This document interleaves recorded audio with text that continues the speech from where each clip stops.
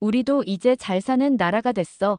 1996년 어느 가을날 서울 명동 거리를 걷던 사람들의 입에서 자연스럽게 나오던 말이었습니다. 그해 12월 대한민국은 경제협력개발기구 OECD에 가입했습니다. 회원국 숫자로는 29번째였지만 의미는 특별했습니다. 2차 세계대전 이후 독립한 나라 중에서, 그것도 전쟁으로 초토화됐던 나라에서 선진국 반열에 오른 첫 사례였으니까요. 거리는 활기로 넘쳤습니다. 백화점에는 수입 명품 매장이 하나둘 생겨났고, 주말이면 가족 단위로 외식을 즐기는 풍경이 낯설지 않았습니다. 대학가에서는 방학 때 어디 갈 거야? 라는 질문에 동남아 배낭여행이라는 대답이 흔했습니다. 통계도 이런 분위기를 뒷받침했습니다. 여론조사에서 응답자의 65% 이상이 자신을 중산층으로 분류했습니다. 내년에는 더 나아지겠지라는 낙관이 사회 전반에 깔려 있었습니다. 기업들도 공격적이었습니다. 30대 그룹 신입사원 공채에 지원자가 몰렸지만 경쟁률은 5대1 많아야 10대1 수준이었습니다. 지금 기준으로 보면 상당히 낮은 편이죠. 그만큼 채용 인원도 많았다는 뜻입니다. 한 번에 수백 명, 많게는 1000명 이상을 뽑는 대기업도 여럿 있었습니다. 광고도 달랐습니다.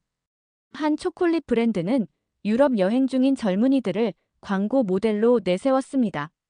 초콜릿과 유럽이 무슨 상관인지는 중요하지 않았습니다. 글로벌이라는 이미지 자체가 가치였던 시대였으니까요. 하지만 화려한 무대 뒤편에서는 삐걱거리는 소리가 나고 있었습니다. 무대 조명이 너무 밝아서, 혹은 모두가 공연에 취해서 그 소리를 듣지 못했을 뿐입니다. 기업들의 부채 비율은 계속 올라가고 있었습니다. 수출 증가율은 둔화되고 있었습니다.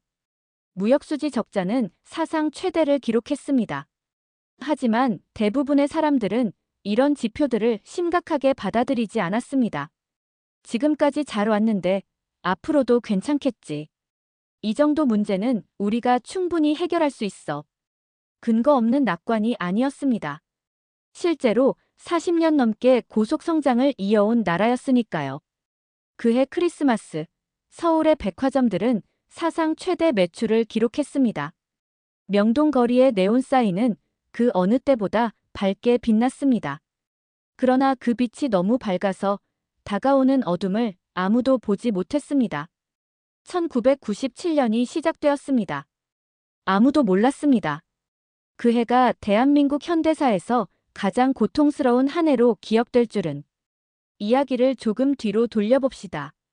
대체 어떻게 이런 일이 벌어진 걸까요? 1953년 휴전 직후 한국의 1인당 국민소득은 67달러였습니다.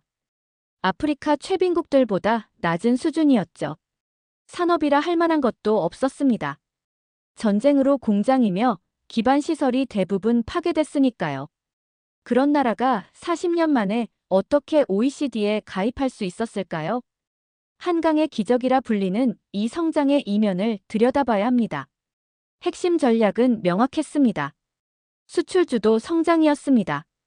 내수 시장이 작으니 해외에서 외화를 벌어와야 했고, 그러려면 가격 경쟁력이 필수였습니다. 가격을 낮추는 가장 빠른 방법은 임금을 억제하는 것이었습니다. 잘 살아보세라는 구호 아래 국민들은 낮은 임금을 감수했습니다. 하루 12시간 이상 일하고도 제대로 된 대우를 받지 못했습니다. 노동자들이 더 나은 조건을 요구하면 국가 경제를 생각하라며 억압했습니다. 정부는 특정 기업들을 집중 지원했습니다. 정책 금융이라는 이름으로 값싼 대출을 제공했고, 수출 실적에 따라 세제 혜택을 줬습니다. 선택받은 기업들은 빠르게 덩치를 키웠습니다. 이것이 한국형 재벌의 탄생 배경입니다. 1960년대에는 섬유와 신발을 만들었습니다. 1970년대에는 철강과 조선에 뛰어들었습니다. 1980년대에는 자동차와 반도체까지 손을 뻗쳤습니다. 선진국들이 수십 년에 걸쳐 이룬 산업화를 압축해서 따라잡았습니다. 결과는 놀라웠습니다. GDP는 매년 평균 8% 이상 성장했습니다. 5년마다 경제 규모가 거의 2배로 커졌다는 뜻입니다. 국제사회는 이를 기적이라 불렀습니다. 하지만 기적에는 대가가 따랐습니다. 첫째, 민주주의가 희생됐습니다. 고속성장을 위해 강력한 중앙 집권적 통치가 필요하다는 명분으로 군부독재가 정당화됐습니다. 둘째, 노동자의 권리가 무시됐습니다. 저임금 장시간 노동이 당연시됐고 이에 저항하면 빨갱이로 낙인 찍혔습니다. 셋째, 안전이 경시됐습니다. 빨리빨리 문화 속에서 부실 공사가 빈번했고 산업재해가 끊이지 않았습니다. 넷째, 분배가 뒷전이었습니다. 성장의 과실이 일부에게 집중됐고 빈부격차가 벌어지기 시작했습니다. 1980년대 후반 민주화가 시작되면서 이런 모순들이 수면 위로 떠올랐습니다. 노동자들은 더 이상 침묵하지 않았습니다. 임금 인상과 노동조건 개선을 요구했습니다. 정당한 요구였지만 이는 한국 경제의 핵심 경쟁력이었던 저비용을 흔드는 일이기도 했습니다. 동시에 국제 환경도 변했습니다. 중국이 개혁 개방을 선언하면서 10억 명이 넘는 저임금 노동력이 세계 시장에 등장했습니다. 한국보다 훨씬 낮은 비용으로 비슷한 제품을 만드는 경쟁자가 나타난 것입니다. 위로는 일본과 선진국의 기술력을 따라잡지 못하고 아래로는 중국의 가격 공세에 밀리는 상황. 이것이 1990년대 중반 한국 경제가 처한 현실이었습니다. 하지만 기업들은 이를 정면으로 인정하지 않았습니다. 대신 더 크게, 더 많이라는 방식으로 돌파하려 했습니다. 그리고 그 과정에서 치명적인 실수를 저질렀습니다. 빚도 실력이다. 1990년대 한국 재벌들 사이에서 공공연히 하던 말입니다. 당시 기업들의 사고방식은 이랬습니다. 경쟁력이 떨어진다고? 그럼 규모를 키우면 돼. 규모의 경제를 달성하면 단가가 낮아지고 그럼 다시 경쟁력이 생긴다. 이론적으로는 맞는 말입니다. 문제는 방법이었습니다. 국내 금리는 높았습니다. 1013% 수준이었죠. 반면 미국과 일본의 금리는 35%에 불과했습니다. 당연히 기업들은 달러를 빌리고 싶어 했습니다. 이자 부담이 절반 이하니까요. 하지만 일반 기업이 직접 해외에서 돈을 빌리기는 쉽지 않았습니다. 여기서 등장한 것이 종합금융사, 줄여서 종금사였습니다. 종금사는 해외에서 달러를 빌려와 국내 기업에 원화로 대출해주는 중개자 역할을 했습니다. 표면적으로는 합리적인 시스템이었습니다. 문제는 3가지였습니다. 첫째, 만기 불일치. 종금사들은 주로 단기로 돈을 빌려왔습니다. 1년 이내에 갚아야 하는 돈이 전체의 60%가 넘었습니다. 왜 단기로 빌렸을까요? 금리가 더 낮으니까요. 만기가 돌아오면 연장하면 되지 뭐라는 안이한 생각이었습니다. 하지만 기업에 빌려줄 때는 장기로 빌려줬습니다. 공장을 짓고 설비를 들여놓는 데는 시간이 걸리니까요. 단기로 빌려와서 장기로 빌려준 것입니다. 만기가 어긋나면 어떻게 될까요? 새로 돈을 빌려와서 기존 빚을 갚아야 합니다. 이른바 돌려막기였습니다. 둘째, 환율 리스크 무시. 당시 정부는 환율을 일정 범위 안에서만 움직이도록 통제했습니다. 1달러당 750원에서 850원 사이에서 크게 벗어나지 않았습니다.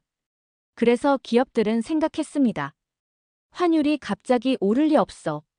하지만 이는 착각이었습니다. 정부가 통제할 수 있는 것은 평상시뿐입니다. 위기 상황에서는 아무리 정부라도 환율을 막을 수 없습니다. 셋째, 방만한 투자.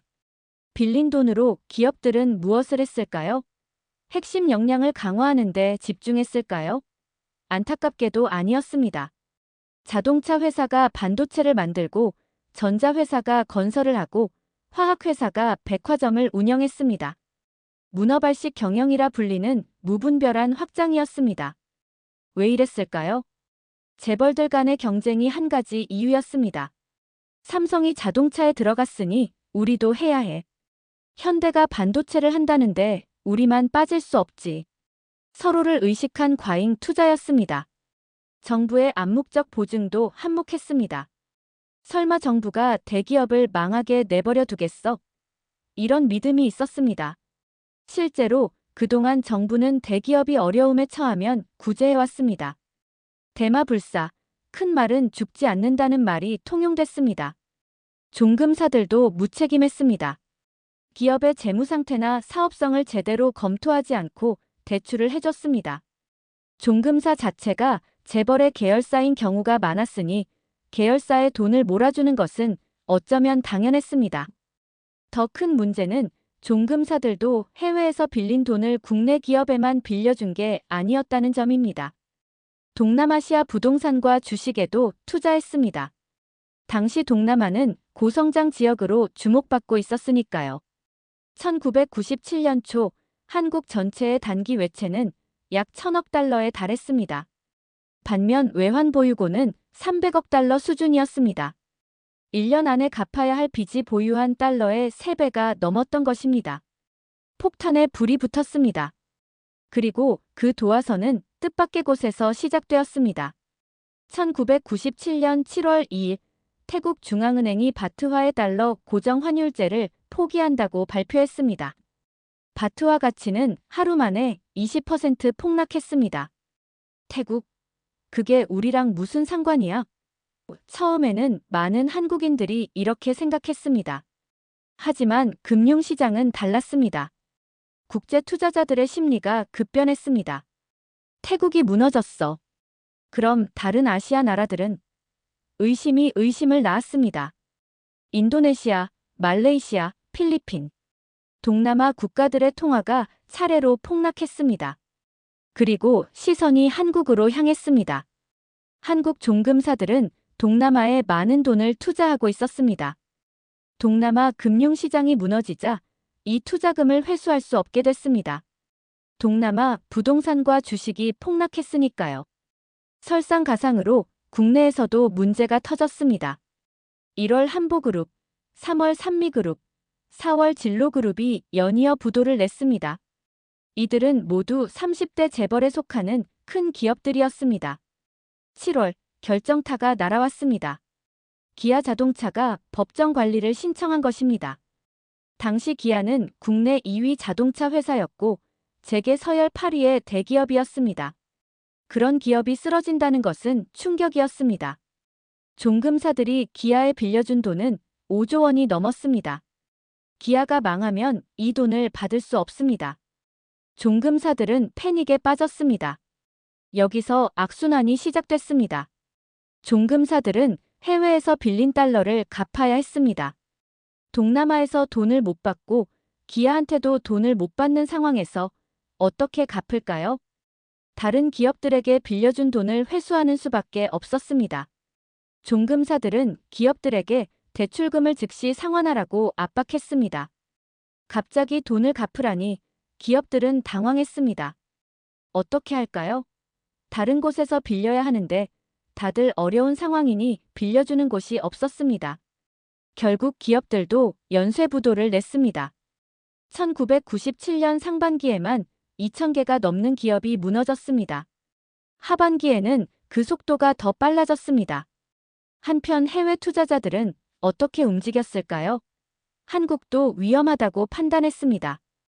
한국에 투자했던 돈을 빼기 시작했습니다. 원화를 달러로 바꿔서 빠져나갔습니다. 원화를 팔고 달러를 사는 사람이 많아지면 어떻게 될까요? 원화 가치가 떨어집니다. 환율이 오르는 것이죠. 환율이 오르면 문제가 심각해집니다. 달러 빚을 진 기업들은 갚아야 할 돈이 늘어나니까요. 800원에 빌렸던 1달러가 1,000원, 1,200원이 되면 빚이 1.5배로 불어나는 것입니다. 정부는 환율 급등을 막으려고 했습니다. 어떻게? 외환 보유고에 있는 달러를 시장에 팔아서 원화를 사들이는 것입니다. 이렇게 하면 일시적으로 환율 상승을 늦출 수 있습니다. 하지만 이는 밑빠진 독에 물 붓기였습니다. 해외 투자자들이 빠져나가는 속도가 너무 빨랐으니까요. 정부가 달러를 쏟아부어도 환율은 계속 올랐습니다. 11월 중순, 끔찍한 현실이 드러났습니다. 외환 보유고가 사실상 바닥났다는 것이었습니다. 공식 발표는 300억 달러였지만 실제 사용 가능한 돈은 100억 달러도 안 됐습니다. 이는 무엇을 의미할까요? 국가부도가 코앞에 다가왔다는 뜻입니다. 1997년 11월 19일 밤 청와대에서 긴급 경제회의가 열렸습니다. 재정경제원 장관이 보고했습니다. 외환 보유고가 바닥났습니다. 혼자 힘으로는 더 이상 버틸 수 없습니다. 김영삼 대통령은 말을 잃었습니다. 그는 며칠 전까지도 우리 경제는 펀더멘털이 튼튼하다고 말해왔습니다. 국민들에게 안심하라고 했습니다. 그런데 이제 와서 국가부도 직전이라니. 선택지는 두 가지였습니다. 모라토리엄을 선언하거나 채무 지불 유예, IMF에 구제금융을 요청하거나. 모라토리엄은 사실상 국가부도 선언입니다. 이렇게 되면 한국은 국제금융시장에서 완전히 퇴출됩니다. 몇 년, 어쩌면 10몇 년 동안 해외에서 돈을 빌릴 수 없게 됩니다. 무역도 현금 거래만 가능해집니다. 경제가 마비되는 것이죠. IMF 구제금융은 빚을 갚기 위해 IMF에서 또 빚을 지는 것입니다. 대신 가혹한 조건을 받아들여야 합니다. 경제 주권을 상당 부분 넘겨야 합니다. 둘 다 굴욕적이었지만 IMF 쪽이 그나마 나았습니다. 적어도 즉각적인 파국은 피할 수 있으니까요. 11월 21일 밤 10시 임창열 부총리가 기자회견을 열었습니다. 그의 얼굴은 초췌했습니다. 정부는 IMF에 긴급 유동성 지원을 요청하기로 결정했습니다. 전국이 충격에 빠졌습니다. 뉴스를 본 많은 사람들이 믿을 수 없다는 표정을 지었습니다. 거짓말이겠지. 꿈 아냐. 하지만 현실이었습니다. OECD에 가입한 지 1년도 안 돼서 한국은 구제금융을 요청하게 된 것입니다. 12월 3일 미셸 캉드시 IMF 총재가 서울을 방문했습니다. 한국 정부 대표단과 협상을 시작했습니다. 협상은 일방적이었습니다. IMF는 한국에 선택권을 주지 않았습니다. 우리 조건을 받아들이거나 아니면 지원 없이 알아서 하거나. 캉드시는 냉정했습니다. 한국의 문제는 구조적입니다. 근본적인 개혁 없이는 돈을 빌려줄 수 없습니다. IMF가 제시한 조건은 4가지였습니다. 첫째, 금리 인상. 기준금리를 30% 가까이 올리라는 것이었습니다. 명분은 인플레이션 방지와 외국 자본 유치였습니다. 하지만 실제 효과는 빚진 기업들을 죽이는 것이었습니다. 둘째, 긴축 재정. 정부 지출을 대폭 줄이라는 것이었습니다. 공공부문을 축소하고 복지 예산을 삭감하라는 것이었죠. 셋째, 구조조정. 부실 기업과 금융기관을 정리하라는 것이었습니다. 쉽게 말해 망할 곳은 망하게 내버려 두라는 것입니다. 넷째, 시장 개방. 외국 자본이 한국 기업과 부동산을 자유롭게 살 수 있도록 하라는 것이었습니다. 한국협상단은 반발했습니다. 너무 가혹합니다. 이러면 우리 경제가 완전히 무너집니다. 하지만 캉드시는 요지부동이었습니다. 선택은 당신들이 하세요. 조건을 받아들이거나 아니면 혼자 알아서 하거나. 선택의 여지가 없었습니다. 한국은 모든 조건을 수용했습니다. 12월 3일 저녁 합의서에 서명이 이루어졌습니다. IMF는 총 555억 달러를 지원하기로 했습니다. 역대 최대 규모의 구제금융이었습니다. 김영삼 대통령이 대국민 담화를 발표했습니다. 그는 눈물을 글썽이며 말했습니다. 국민 여러분, 송구합니다. 제 임기 중에 이런 일이 발생해 죄송합니다. 하지만 사과로 해결될 문제가 아니었습니다. 진짜 고통은 이제부터 시작이었습니다. 1998년 1월 1일, 새해가 밝았습니다. 하지만 축하할 분위기가 아니었습니다.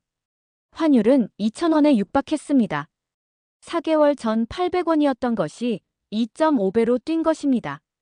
주가는 반토막이 났습니다. 부동산 가격은 폭락했습니다. 기업들이 줄줄이 무너졌습니다. 1월 한 달에만 3,000개가 넘는 회사가 문을 닫았습니다. 2월에는 4,000개, 3월에는 5,000개. 실업자가 쏟아졌습니다. 하루에 1만 명씩 일자리를 잃었습니다. 1998년 한 해 동안 150만 명이 넘는 사람들이 직장을 잃었습니다. 공식 실업률은 8.6%까지 치솟았지만 실제로는 그보다 훨씬 높았습니다. 구직을 포기한 사람, 일용직으로 버티는 사람까지 합하면 실질 실업률은 15%를 넘었다는 분석도 있었습니다. 가장 충격적인 것은 금융권이었습니다. 평생 직장의 대명사였던 은행이 무너졌습니다. 제1은행, 서울은행, 외환은행. 구조조정 바람이 휩쓸고 지나갔습니다. 증권사와 종금사는 더 심했습니다. 30개 종금사 중 18개가 폐업했습니다. 대기업도 예외가 아니었습니다. 1999년 대우그룹이 해체되었습니다. 한때 세계 20위권 기업이었던 대우가 역사 속으로 사라진 것입니다. 30대 그룹 중 절반 이상이 사라지거나 대폭 축소되었습니다. 거리 풍경이 달라졌습니다. 명동과 강남에 점포 임대 팻말이 줄지어 붙었습니다.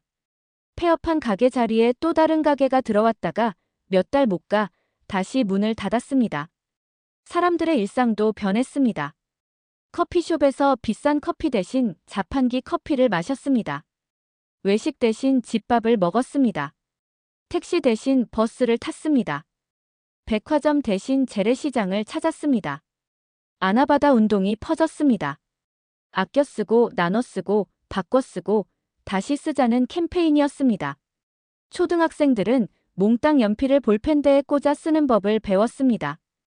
더 비극적인 것은 가정의 붕괴였습니다. 가장이 실직하면서 생계가 막막해졌습니다.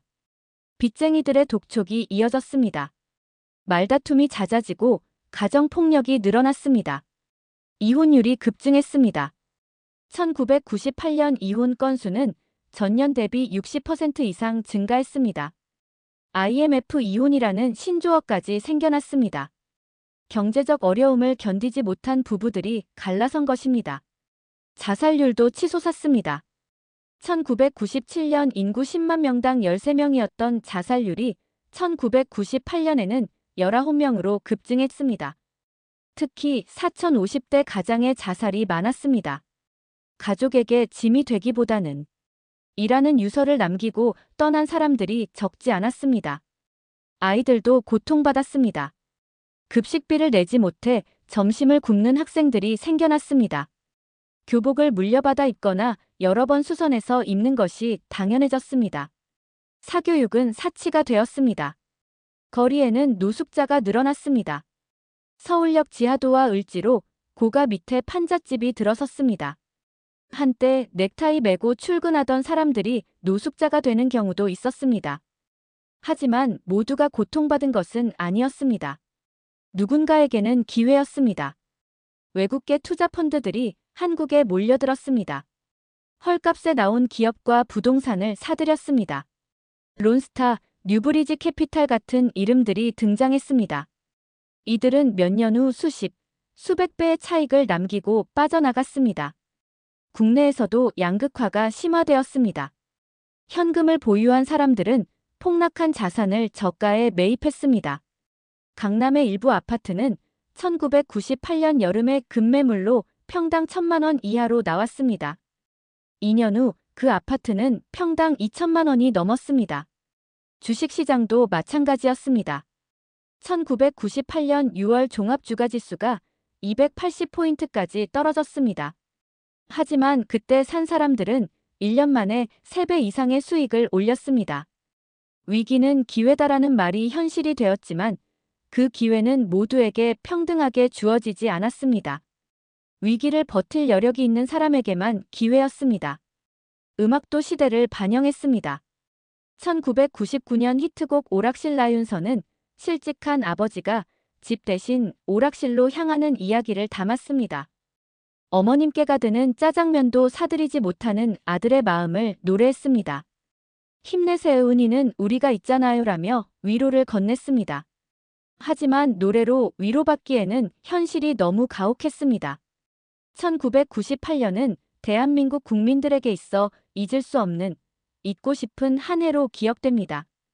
2001년 8월 23일 IMF 차입금을 모두 상환한 순간 세계 금융계는 경악했습니다. 3년 만에 회복이라니 믿을 수 없다. 하지만 그것은 시작에 불과했습니다. 2024년 현재 대한민국은 세계 10위 경제 대국입니다. GDP는 1조 7천억 달러를 넘어섰습니다. 1997년 5,600억 달러의 3배입니다. 1인당 국민소득은 3만 5천 달러를 넘었습니다. 수출은 연간 7천억 달러에 육박합니다. 회복 불가능이라던 IMF의 예측은 완전히 빗나갔습니다. 오히려 한국은 구제금융을 받은 국가 중 가장 성공적인 사례로 교과서에 실리게 되었습니다. 삼성전자는 세계 반도체 시장을 지배합니다. 메모리 반도체 점유율 1위, 스마트폰 판매량 1위입니다.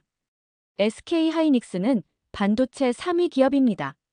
두 회사만으로 세계 메모리 반도체 시장의 70%를 장악하고 있습니다. 미국의 인텔과 마이크론, 일본의 도시바를 모두 제쳤습니다. 한국 없이는 스마트폰도 컴퓨터도 만들 수 없다는 말이 과장이 아닌 현실이 되었습니다. 반도체는 이제 석유보다 중요한 전략 자원이고 그 시장을 한국이 장악하고 있습니다. 현대자동차 그룹은 세계 3위 자동차 제조사로 올라섰습니다. 한때 품질 나쁜 한국 차라던 편견을 완전히 깨버렸습니다. 미국 자동차 품질 조사에서 제네시스가 1위를 차지했고 현대와 기아가 상위권을 휩쓸었습니다. 전기차 시장에서도 빠르게 성장하고 있습니다. 아이오닉5는 유럽 올해의 차로 선정되었고 EV6는 북미 올해의 차가 되었습니다. LG에너지솔루션은 세계 2위 배터리 업체로 테슬라와 GM, 폭스바겐의 핵심 파트너입니다. 미래 모빌리티 시대를 한국 기업들이 선도하고 있습니다. 일본과 독일의 자동차 강국들이 한국의 기술을 벤치마킹하는 시대가 왔습니다. 조선산업은 여전히 세계 1위입니다. 한국 조선소들이 전 세계 선박 발주량의 40% 이상을 수주합니다. 특히 LNG선과 컨테이너선에서 압도적입니다. 중국이 가격으로 맹추격했지만 고부가가치 선박에서는 한국이 여전히 독보적입니다. 친환경 선박, 스마트십 기술로 또 한 번 격차를 벌리고 있습니다. 한때 일본이 세계 1위였지만 이제는 한국 조선소의 하청을 받는 처지가 되었습니다. 기술력에서 압도적 차이를 보이고 있기 때문입니다. 문화산업의 성과는 더욱 경이롭습니다.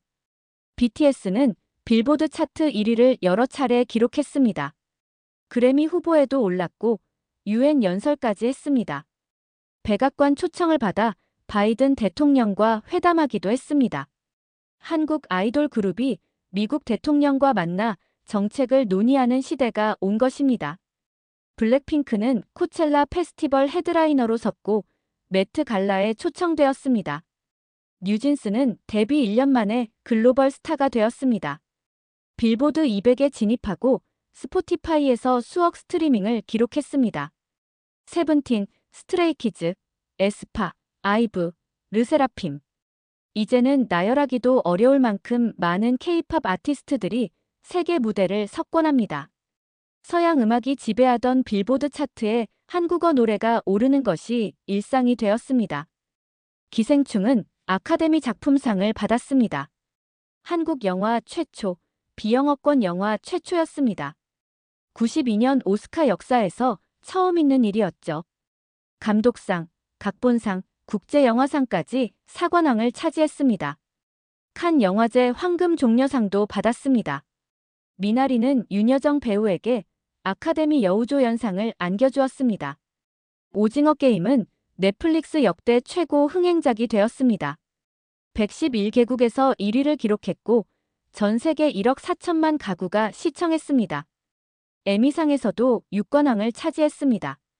더 글로리, 이상한 변호사 우영우, 사랑의 불시착, 이태원 클라스. K-드라마는 전 세계에서 사랑받고 있습니다. 넷플릭스 글로벌 탑10에 한국 드라마가 항상 여러 편 랭크됩니다.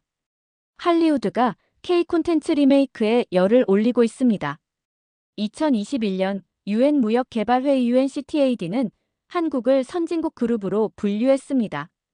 개발도상국에서 선진국으로 지위가 변경된 역사상 첫 사례였습니다. 1950년대 세계 최빈국이었던 나라가 70년 만에 선진국이 된 것입니다. UNCTAD 59년 역사상 유례없는 성취였습니다. 세계은행도 한국을 고소득 국가로 분류했습니다.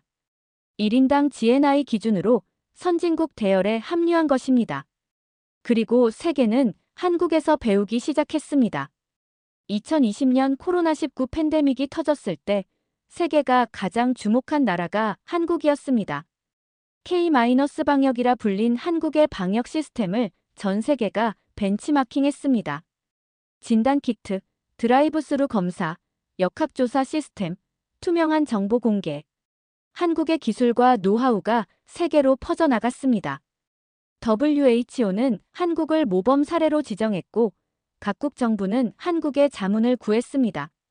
한국산 진단키트가 전 세계로 수출되었습니다.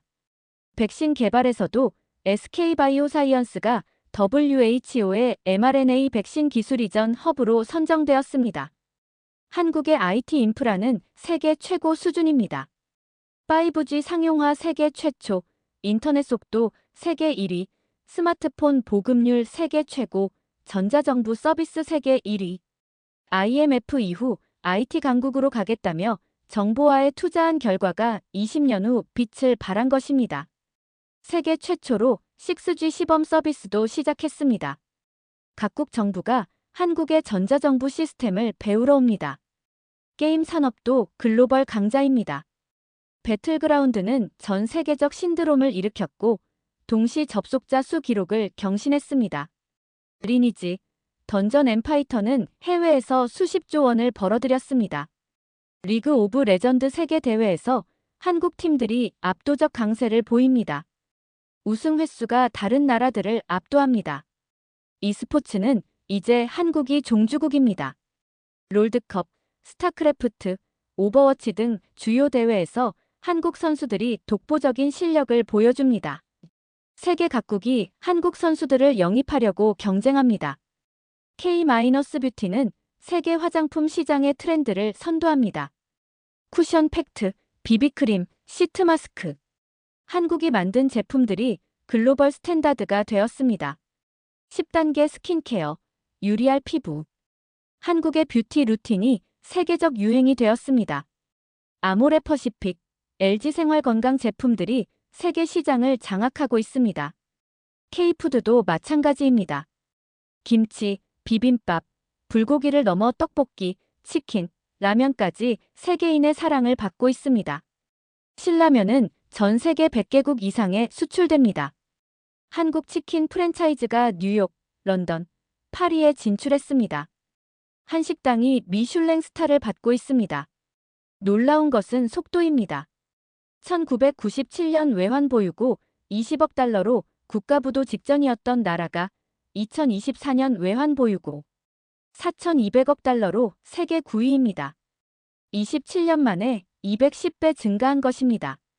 이는 일본, 독일보다 많은 수준입니다. 1998년 실업률 8.6%로 거리에 실직자가 넘쳤던 나라가 2024년 고용률 역대 최고를 기록하고 있습니다. 완전 고용에 가까운 상태입니다.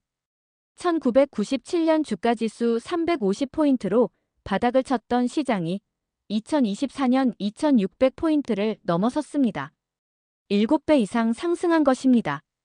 시가총액도 2,000조 원을 넘어섰습니다. 1997년 1달러당 2,000원까지 폭등했던 환율이 2024년 1,200원대로 안정되었습니다. 원화가 아시아에서 가장 안정적인 통화 중 하나가 되었습니다. 세계 언론들은 이렇게 평가합니다. 한국은 21세기의 경제 기적이다. 아시아의 용에서 세계 문화의 리더로. 한국이 증명한 불가능의 가능성. K-컬처는 새로운 세계 문화의 중심. 한국의 성공은 개발도상국들의 희망. 기술과 문화로 세계를 정복한 나라. IMF 당시 한국 경제는 끝났다고 보도하던 외신들이 이제는 한국에서 배워야 한다고 말하고 있습니다. 그리고 이것은 끝이 아닙니다. 한국은 AI 양자 컴퓨팅, 바이오 헬스, 우주항공 등 미래 산업에 막대한 투자를 하고 있습니다. 삼성은 2030년까지 반도체에 300조 원을 투자한다고 발표했습니다. 세계 최고의 파운드리 기업이 되겠다는 목표입니다. 현대차는 수소차 시장을 선점하기 위해 움직이고 있습니다. 2030년까지 수소차 50만 대 생산 체제를 구축할 계획입니다. 우주 산업에도 진출했습니다. 2022년 누리호 발사 성공으로 한국은 세계 7번째 우주강국이 되었습니다. 자체 기술로 1톤급 위성을 궤도에 올린 나라는 전 세계의 7개국뿐입니다.